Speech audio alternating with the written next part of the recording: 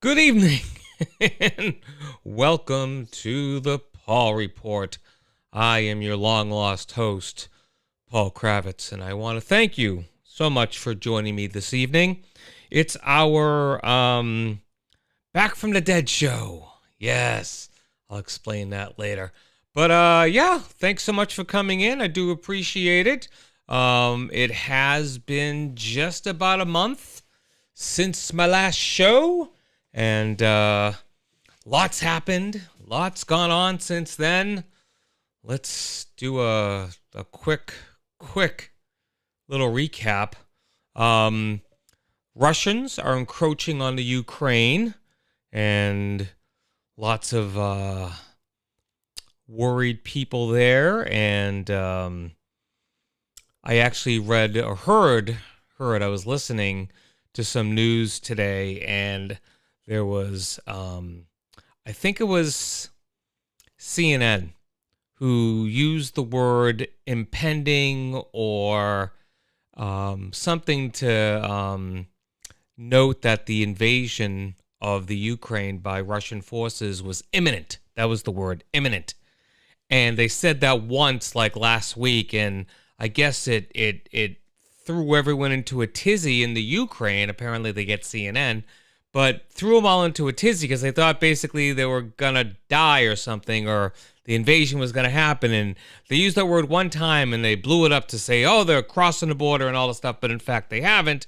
But they used the word imminent, and then they didn't use it anymore because they didn't want to scare people. Imminent. That's the word for today, is imminent. But yeah, so that's happening. There's been several TV movies over the years with this premise of TV movies and regular movies, actually, theatrical movies, of this premise of the Russians invading somewhere and doing something and causing World War III. One of them that comes to mind, this is all tangent, by the way, just so you know, this is all just... 2010, the year we made contact, which was a sequel to 2001, there was a subplot of U.S.-Russian strain relationships and imminent war and stuff like that, of someone crossing the border into someplace else, and the U.S. gets involved, and then Dave Bowman comes back and saves everybody. It's a movie I recommend. Watch 2001. Smoke a bowl, and then get some snacks, and then watch 2010. I think it's a good double feature. I like 2010.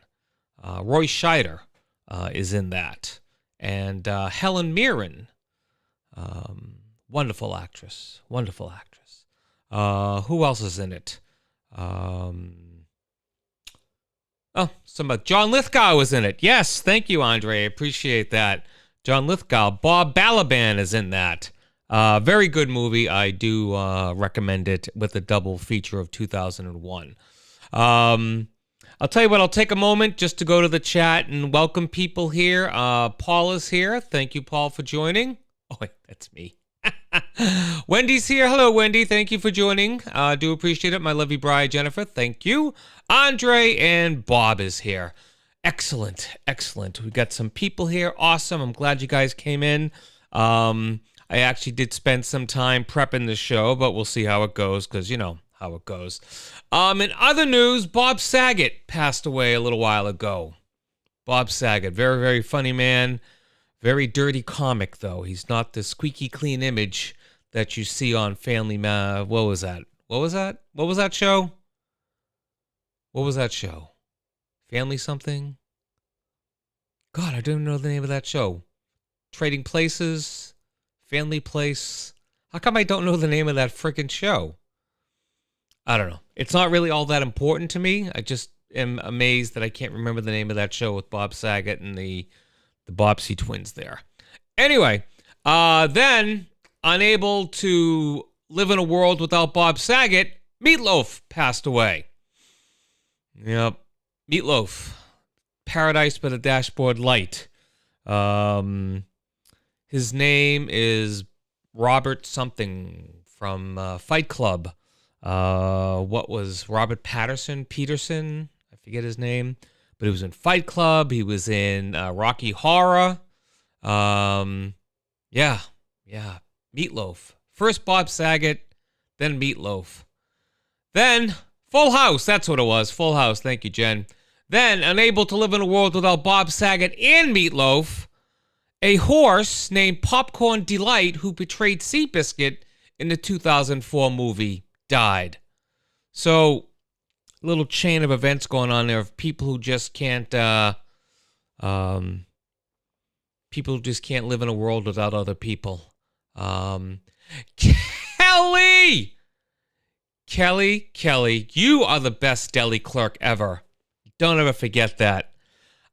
Picture of Paulie that you posted with the bow tie and the little suit thing you had him in.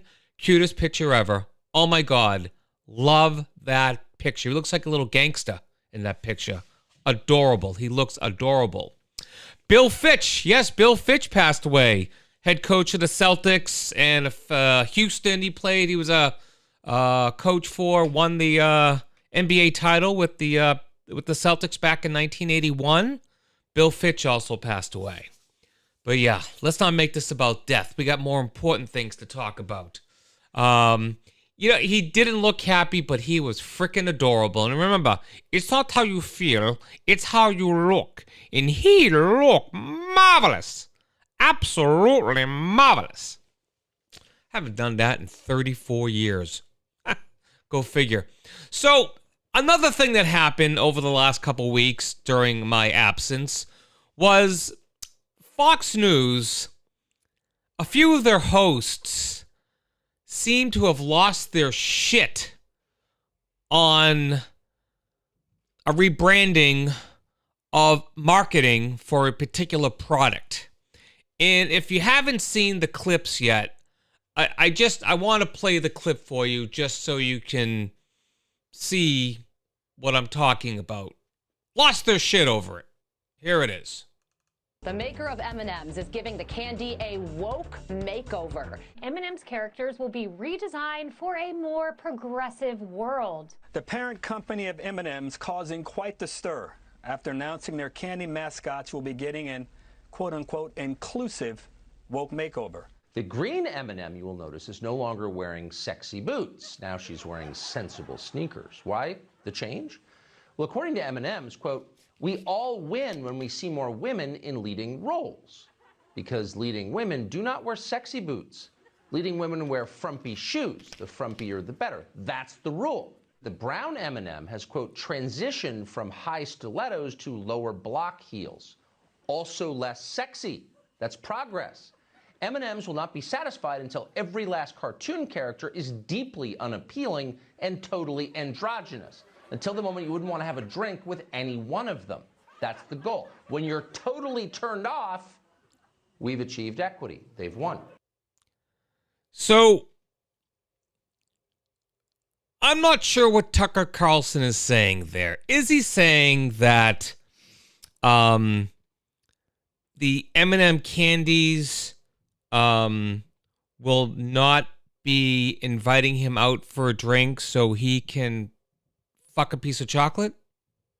I don't know what he's saying, because apparently this is a story about a candy company redressing their fictional characters, their cartoon fictional characters, their cartoon candy-coated cartoon characters. I mean,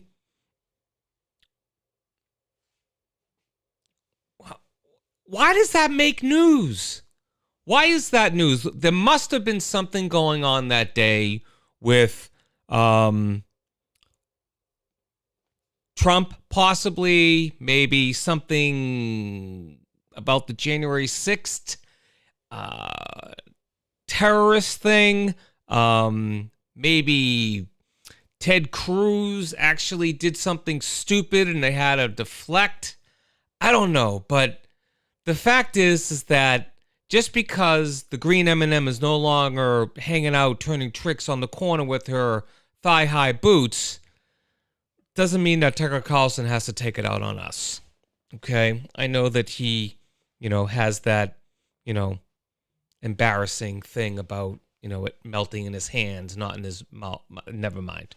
All right. So,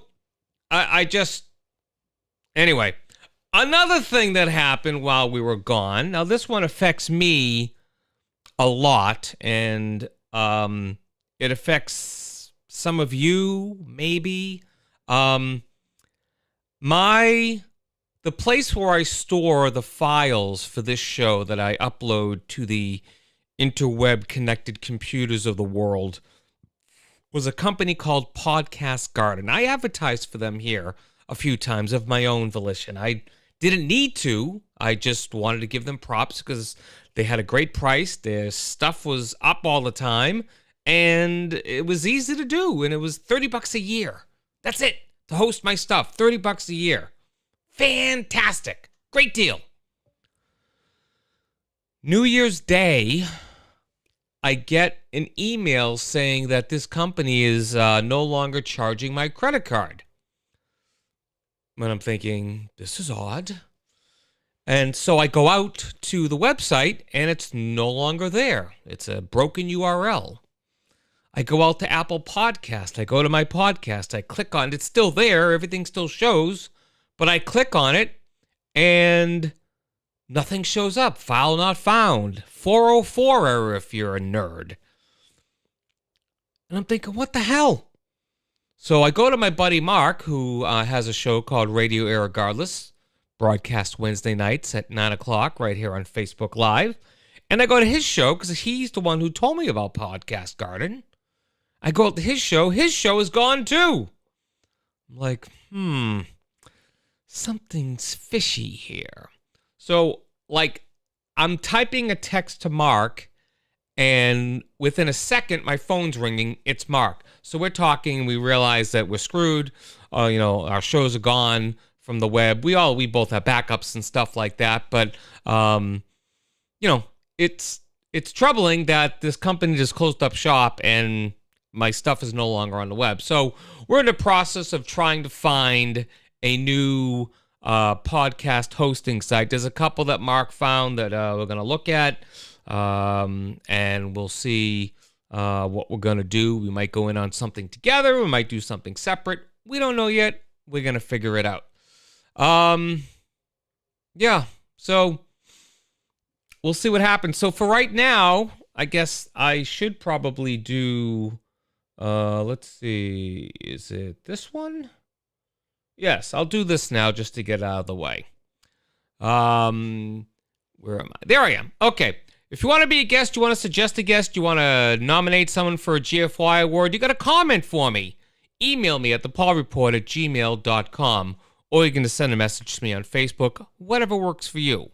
It don't matter. Where to watch? This is where it gets different. I'm still here Thursday nights, 9 o'clock. Not anytime on Apple Podcast.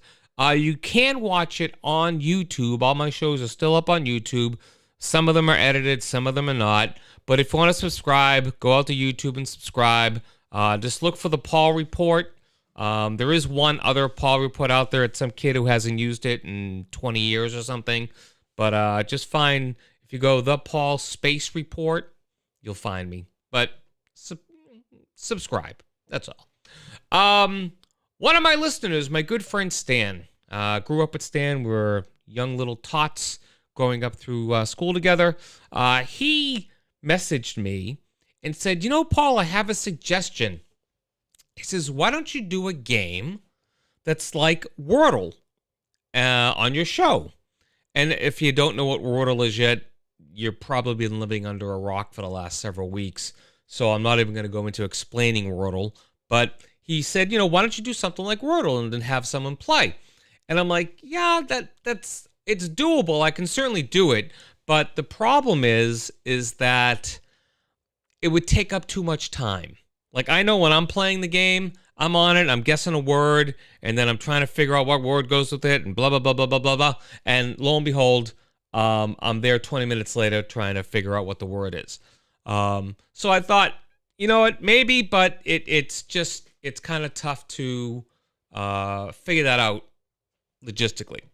So Stan, never deterred, never defeated, then suggest maybe a trivia game of some kind where during the week I give away a hint on social media and then ask the question on the show, and maybe, this came from me, maybe I'll have possible prizes. I don't know. I could, see my way to giving away, whoops, mice. I don't know. I could see my way to maybe getting something for my listening audience as a prize for, what do you guys think? Do you guys think that if I had a trivia contest with hints or a hint during the week, and then we did the show, and then we did the trivia thing, and we can either do it by call in, we could do it by email, we could do it by post it on social media at Paul Kravitz and put the answer in, and whoever's the first one to get there. I'm asking for opinions here, so if you have an opinion, please throw it in the chat. Love to hear from you. But I think that's a decent idea. I'd like to do that with you guys, and that way maybe more people would show up. Not that you guys aren't enough to me, because you are. Every one of you are enough. But more is more. It's the Jewish credo. More is more. All right. So those are kind of the things that have gone on since we've been gone. Since I've been gone. You guys have always been there, but I've been gone.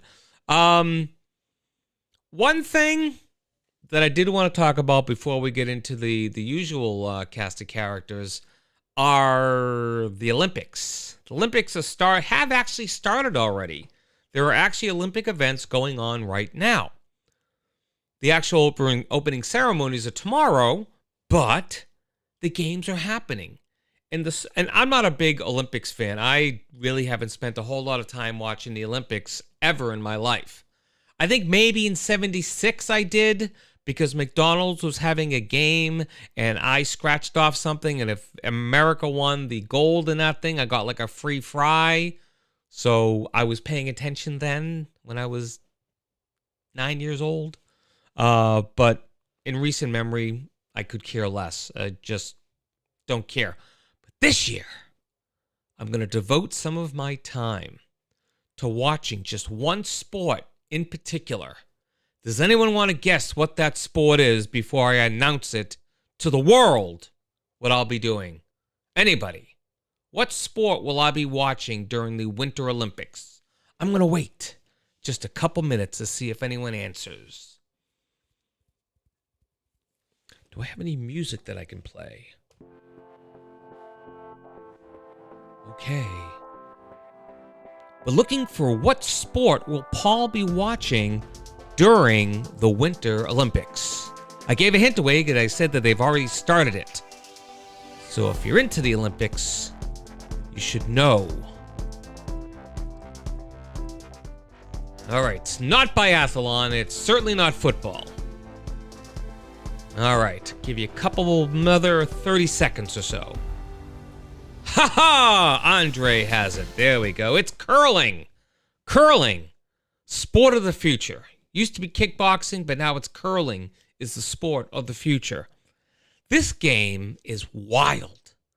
Now, if you don't know the essence of curling, I don't have a history lesson for you. I'm picking shit up as I go along watching this game.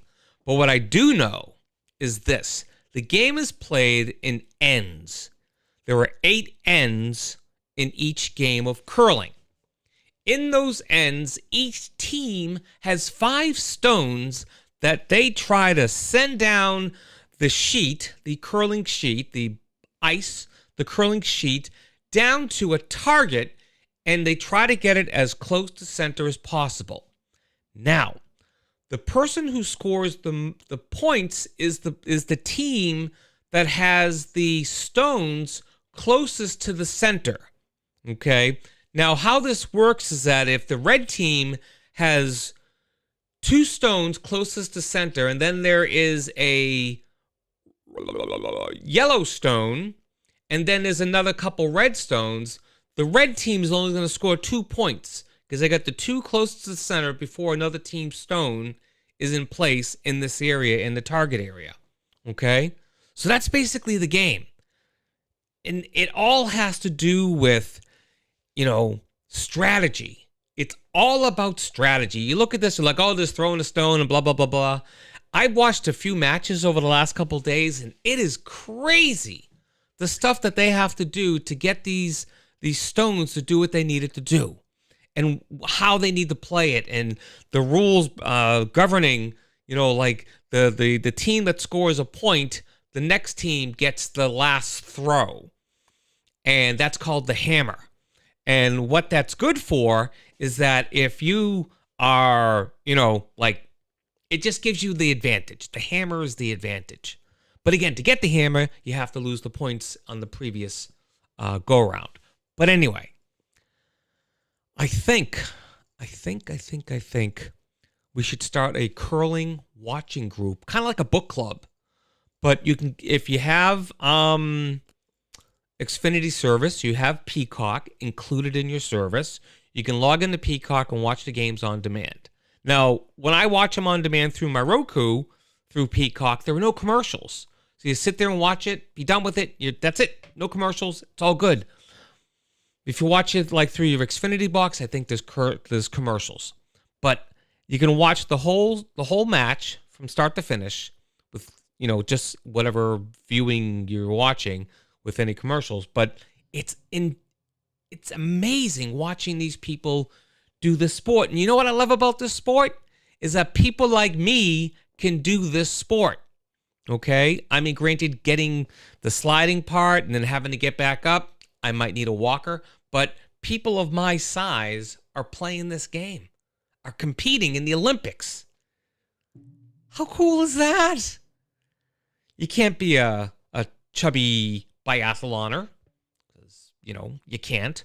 You can't be a chubby speed skater, because, one fall and you're taking everybody out.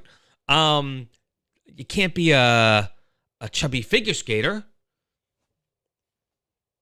I'm not saying you can't. Let me rephrase that, because I don't want to take away anyone's joy. If you want to be a figure skater, you go be a figure skater. It doesn't matter what you look like, what you feel like, it doesn't matter. You do it.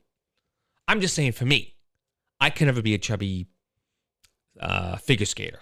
Just not that coordinated. But curling, that's it right there. Curling is the way. It is the way. So let's get together and watch curling for the Olympics. So I'm just saying, curling, man. So it's the way to go. Curling is it. And I can see that from my listener line, curling is not very popular because my viewers just exited en masse. But that's okay. Some of you are still here. And those are the ones who I love. Mwah. Mwah, mwah, mwah, mwah, mwah. All right. So in other news, it is February 3rd, which what some of you may not know, that my chair is stuck. This day is also known as the day the music died. On this day, back in 1959, Buddy Holly, Ritchie Valens, and J.P., the Big Bopper Richardson, were killed when their chartered Beechcraft Bonanza plane crashed in Iowa just a few minutes after takeoff from Mason City on a flight headed to Moorhead, Minnesota. Now, the crash was blamed on bad weather and pilot error. Sad, sad day. And if you've ever seen La Bamba, or you've seen the Buddy Holly story starring that crazy-ass Gary Busey, who actually won an Oscar for his role in the Buddy Holly story, I mean, he wasn't always crazy. Just remember that. Something had to happen for him to... But cool that maybe Tracy and I can sit down and watch some curling sometime. That would be cool.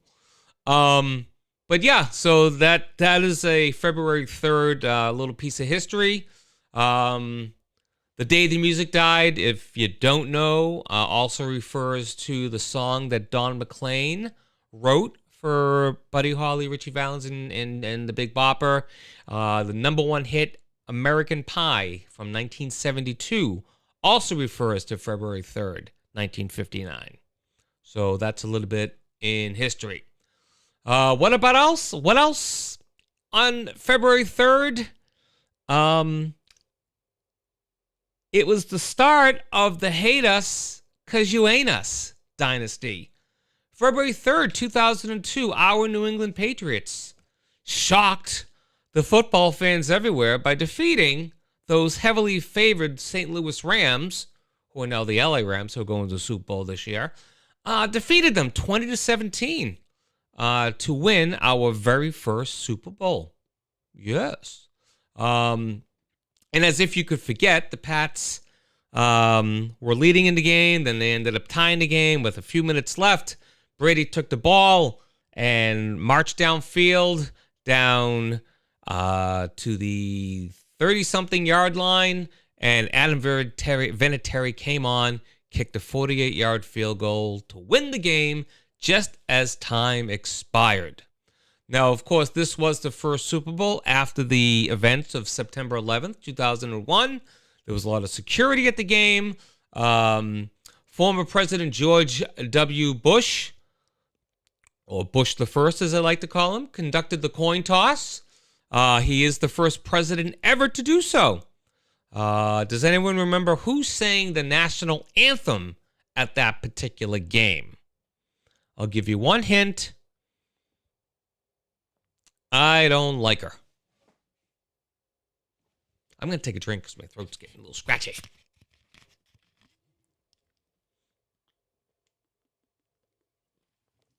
Anybody get a guess? Nope. All right, I'll tell you.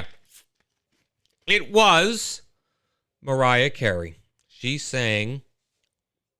think she sang the national anthem. And the halftime show was by far the best halftime show I have ever seen in all of my years of watching the Super Bowl. The pride of Ireland, U2, was the halftime performer at that show, and they honored all the victims of 9/11 with the names going through while they were singing. Very, very, very touching. So that is a little bit of look back in history on this day, February 3rd. I don't know if I'll do that all the time. I just happen to know something about this date, and I just started looking at things, but I completely forgot about the Patriots thing. How could we? And now Tom's retiring, and Oy Gavalt, the Huckins and the Puckins. All right, let's see what time it is. Time check. It is now 9:31, 30 past the hour, 31 past the hour. Tell you what we're going to do. Why don't we do this? Why don't we play a quick game of Hangman? What do you say? Hangman, anyone? Bean pie, my brother? No? All right, here we go. Let's go play some Hangman. Oh, there's me. Okay. Let's do this and do this. And then we come up here and we do this. There we go. It actually worked today. Woohoo! All righty. So, this is our Hangman. This is me in the corner. Hold on, let me get my pen. This is me in the corner right here. Okay, that's me. See if I can put a mustache on my face. Oh, I can't do that. Okay, never mind. All right, so the word for today, it's a 5-letter word, kind of like Wordle, five-letter word, and it's, the hint I'll give you is, it's cold. It's cold. Probably too good of a hint, but that's all right. It's cold. So, someone start barking out a letter. I should pick one person each week to play the game. Like, I'll pick it at random. I'll get all the names of the people in the chat, and then I'll have just one person play. Nesta! Woo! I am feeling fantastic, my friend, and after this game, I'll be talking more about that. I'm jumping the game, but I am feeling fantastic, my friend. I'm glad you're here. We're playing Hangman, and we need people to guess letters. It's a 5-letter word. The hint is it's cold. It's cold.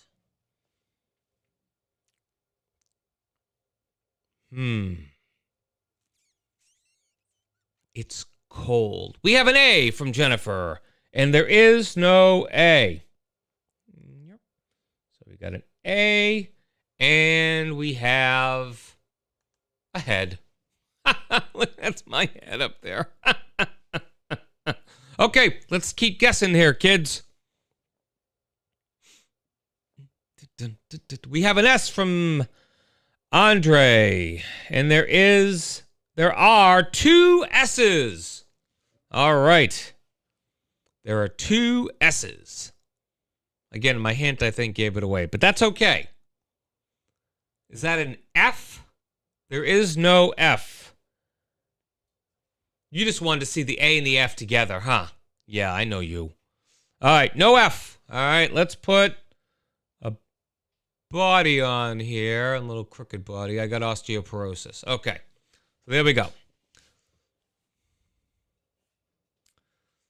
Next letter, please. Oh, Wendy with the win. It is, in fact, slush. Look at that. I can't write worth a poopage. Let's see. Yeah. Oh, that's supposed to be an L, isn't it? I can't even spell. All right. Great job, Wendy. How did you get that with only S's? I thought I was being clever. Oh, well. All right, let's see if I can get back to where I need to be. Yes, you do. You definitely know me. And that wasn't actually, I should have said something like, it's a kind of fund. I don't know. I should have thrown you off the scent. All right, let's see if I can do this right now. Let's see if I do this. Nope, not that one first. I need to do, let's see. Let's do this, and then this.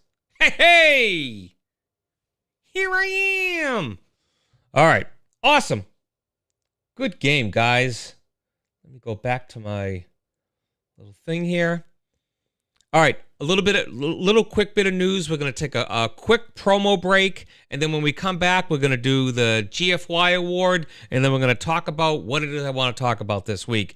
You are watching and listening and looking at the Paul Report with your host, me, Paul Kravitz. We'll be right back right after these messages.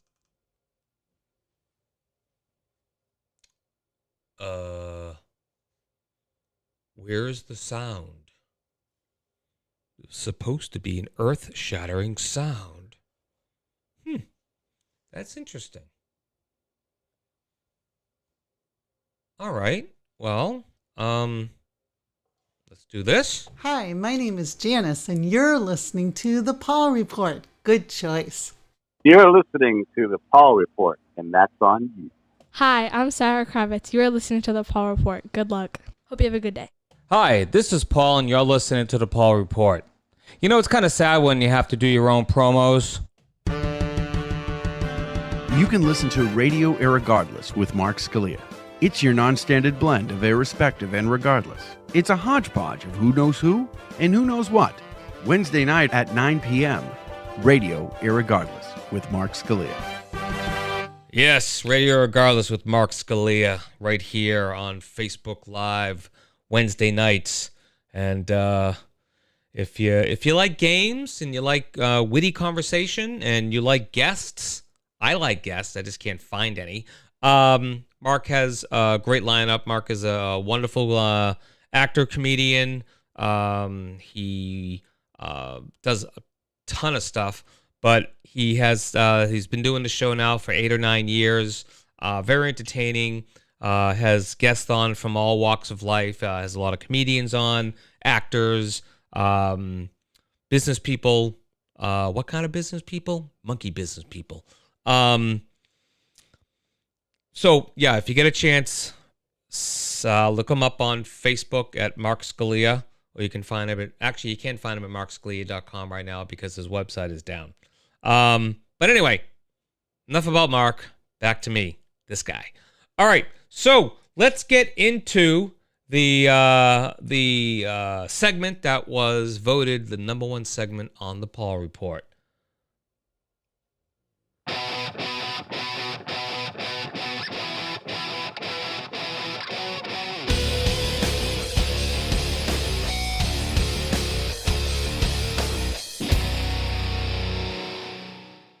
All right, welcome back. This is the GFY Award for February 3rd, 2022. Sorry, quick tangent for a second. It's 2022, okay? I graduated high school almost 40 years ago. I'm just going to have that sink into me for a second, because I still remember shit from when I was a child, when I was a preteen, teenager, my upper teens, 20s are a little fuzzy, 30s, 40s, now 50s. But I remember like vivid details of when I was like 15, 16, 17 years old. And when I realized that, you know, I was in high school back then, and now I've been out of high school for close to 40 years, I get a little freaked out sometimes. I'm just letting you know, I'm being honest with you. I'm not going to go into the whole thing right now because that's probably a whole other show, but I got a little freaked out just thinking about it. Anyway, this GFY award is going to a first. It's a person who did something, but I was never given their name. They were only listed as an American woman. Stay away from me. American woman. Sorry. Little Lenny Kravitz for you. Anyway, so this American woman lost a $38,000 deposit for a house she had put an offer on because she went to a psychic to confirm if she was going to get the house or not. Okay? Now follow me along because this might get a little confusing. So this story comes from the mortgage broker who had this person as a client. Her name happens to be Jordan Nutter, Nutter, and she's on TikTok. Her thing is A Nutter Home Loan. That's her TikTok thing. So if you want to go check it out, go check it out. But she, I guess, was the mortgage broker for this person who was going to buy this house and had $38,000 to put as a down payment. And her TikTok was basically a conversation, a recreation of the conversation she had with this woman who lost the $38,000 to a psychic to confirm that she was going to get a house. Okay. So Miss Nutter, who is the mortgage person, said, "Quick question. I got your bank statements you sent last night, and I just don't understand what happened. All the money's gone." And she's like, "I see all these withdrawals, and I don't know what it is." Then this American woman, sorry, I was about to sing the song again, but I have to stop myself from doing that. This American woman explains that she spent the money on a psychic, and like there's amazement. And she's like, "You called a psychic. You were supposed to have $38,000 in your account, at least, because that's what we needed, and is now $1,000 there." It's later revealed that the woman sent through bank statements 2 weeks ago, with the sale of house closing in about a week's time. So Miss Nutter then explains that, says to this woman, "So you called her to see if this house was going to close. But now, all the money that you had has now been sent to the psychic. And your psychic said that the closing is going to happen. Yes, she said the closing is just going to happen. So this American woman gave this money to a psychic to tell her that she's going to get the house. And now it's just before closing. She doesn't have the money. And she's like, well, how do you expect to close if you don't have the money? And she said the woman had like this blank look on her face. And the mortgage person said, look, I'm going to be honest with you. You're probably not going to close. So it just seems shocking to me that people are that gullible to rationally think that they could hear from a psychic that their house is going to close and then completely throw the money, literally throw it away at somebody. Just here, take it. And then expect things to go as it was supposed to if you had the money. So she just, I don't know. It certainly puts in the frame of Spectrum that the money I spent on like the board that I run this show for, the board that I run the show on, not such a bad purchase, really. I agonized a little bit over spending the money I did on it, but you know what? It was a good purchase. I use it every week, and I didn't have to lose my house over it. So, you know, I mean, there was some other people who commented on this, and they said like, oh, me thinking going to Walmart and spending $300 was horrible. No, it's not. This other person said they went to Sephora and spent $70 on an impulse purchase. You know what? Give yourself a break. Go for that good skin at Sephora. Yeah. All right. My mother doesn't understand me. I just want to be loved. Is that so wrong? Okay. So I guess my final thought on this is that, I mean, how could this woman have seen this coming? Well, she probably doesn't have any money left to find that out. So, all right. So anyway, unnamed American woman who threw away $38,000 on a psychic thinking that your house would close anyway. This is for you.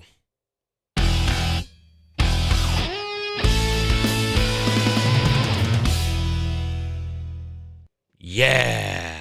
All right. So, let's see where I am. Oh, I'm at the main part of the show and just enough time to talk about it. Awesome. So the main show tonight is actually a previously done segment. So let me just run the intro and then we'll talk about it.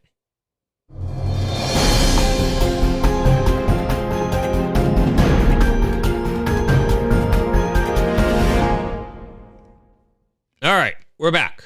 I think we're back. Here we go. So this week's segment, or the thing I want to talk about, is actually a health update. Because, just because. So, I'll start with the eyes real quick. Eyes exploded on New Year's Eve. Lots of stuff in there. Started to dissipate.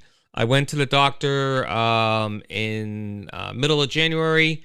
Gave me a shot in each eye. Each eye got a shot. Not just this eye. Wait a minute. Yeah, this eye got the shot. Then I got it in both eyes. Crazy. I can deal with pain in one eye because I can compensate with this eye that I can look out of it and stuff. But when you got pain in both eyes from needles going into your eyes, that was horrible. I have to admit, it was horrible.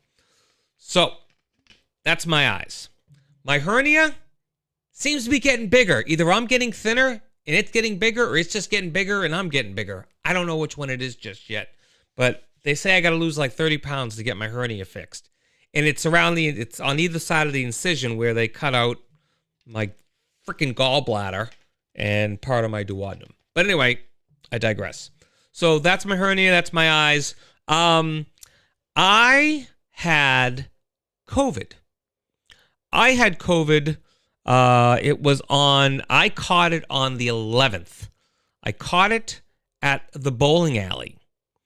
And I didn't have symptoms until Friday, but I didn't know it was a symptom.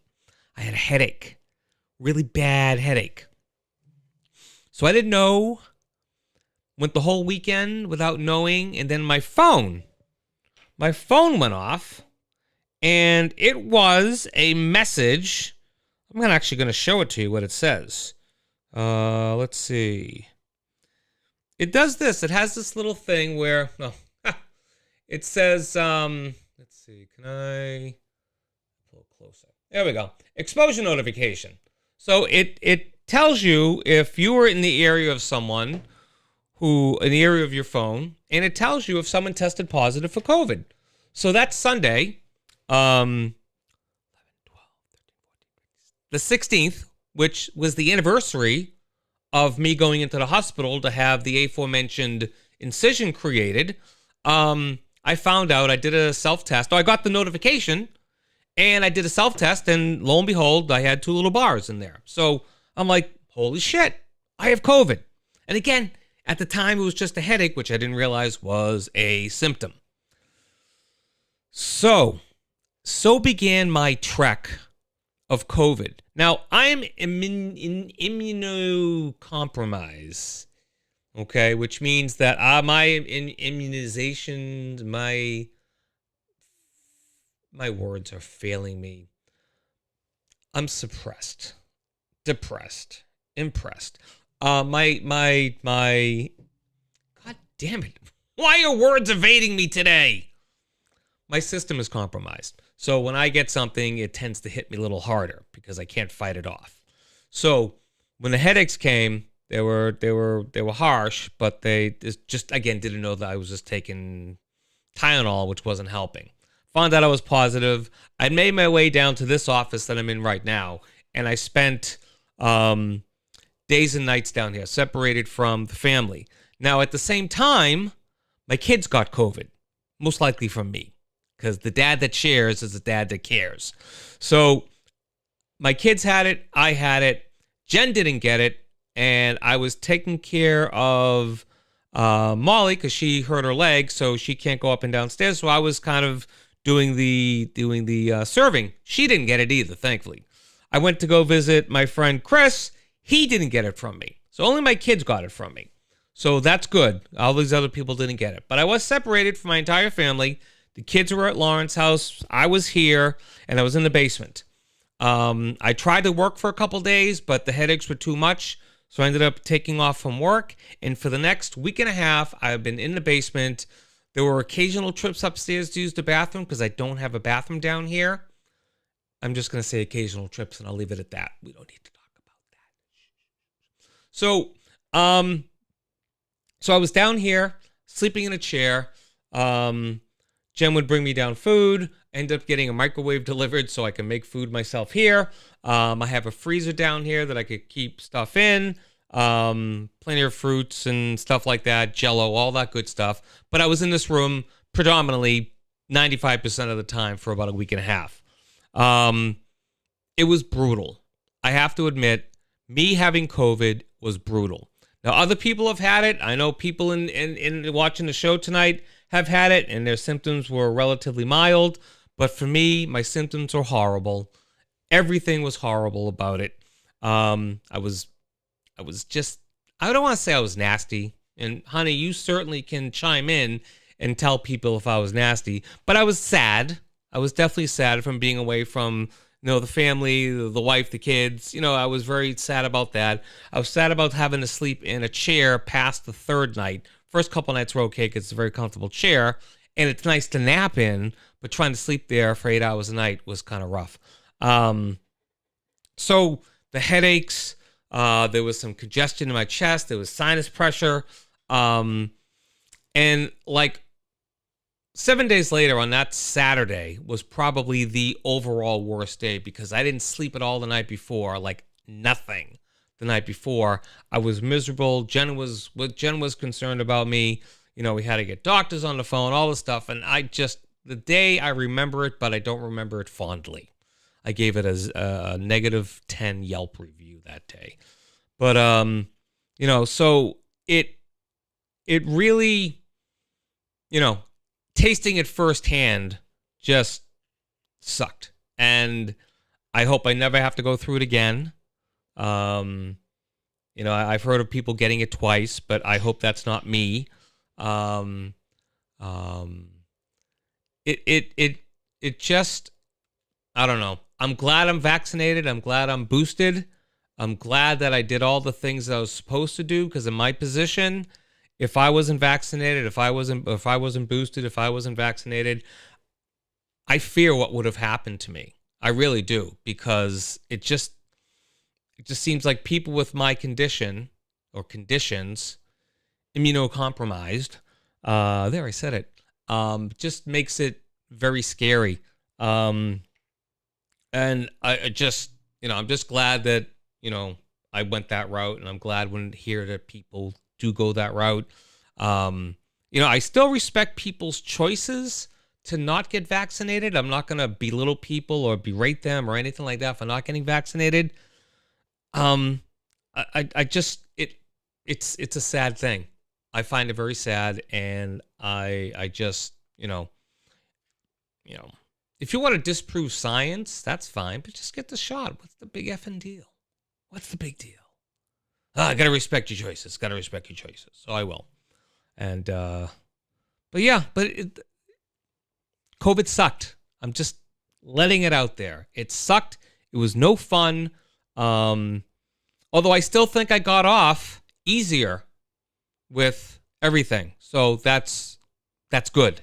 That's a good thing. And late addition to the show. Hello, mother. How are you? Just talking about my COVID experience. I did get to watch a lot of good TV shows, though. I have to admit, I had a lot of time on my hands. I watched a lot of TV shows. I watched Yellow Jackets on Showtime, Dexter on Showtime, Warrior on Cinemax. I watched Fringe all over again. I just wrapped that up. Boba Fett. That show's just, it's too out there. It's everywhere. Help, I'm in a box. No. So I'm preaching to the choir here. I think everyone here is probably vaccinated. So,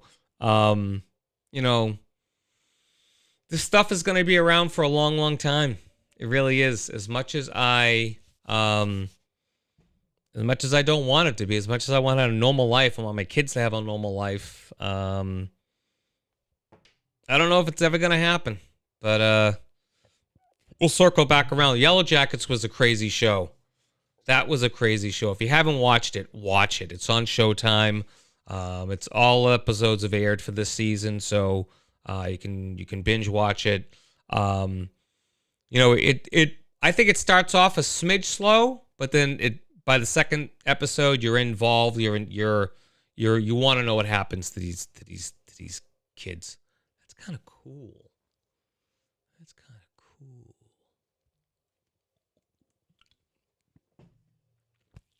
All right. So look, I'm not going to waste any more of your time. I'll talk for another hour, but quite frankly, it won't be that entertaining. So thank you for being part of the return of the Paul Report for this week. A show is scheduled for next week. There's no reason why I won't be having a show. I didn't get any feedback on the trivia idea, but watch my Facebook page, my Instagram, Twitter. What else is there? I don't know what else I have. I have a few things. Facebook, Twitter, Instagram, TikTok, maybe. I might be on TikTok. I think I'm on there. But watch there. I'll advertise the show. If you know anybody who wants to be a guest, who has something that they want to maybe educate me on, by all means, please let me know. I'd love to hear from you. Just give me permission to call them and give me their number, and I'd be happy to talk to them. Excuse me. I talk to anybody, even if their view differs from mine. I actually welcome that. Maybe a flat earther. Maybe I'd love to learn about that. Someone who's a flat earther, if you know them. Maybe someone in education to talk about, how things are going in education with COVID and all of that. Maybe someone in government, perhaps. A mayor, an alderman, a selectman, a city solicitor. Anybody. I'll talk to anybody. It's all good. So if you have anything, hit me up at thepaulreport@gmail.com. And this wraps up another edition of The Paul Report. Stay tuned for maybe me talking over the credits. Please join me. Have a good night, everyone. Goodbye.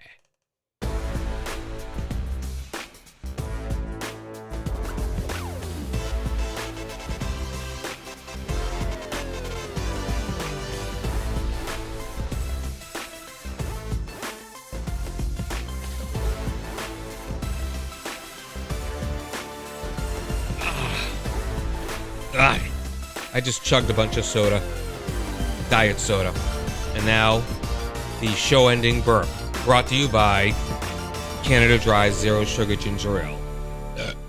Okay. All right, everyone.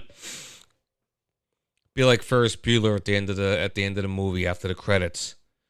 You still here? Go home. Go. It's over. Go home. All right. Good night. See you later. Oh, Quincy Magoo, you've done it again.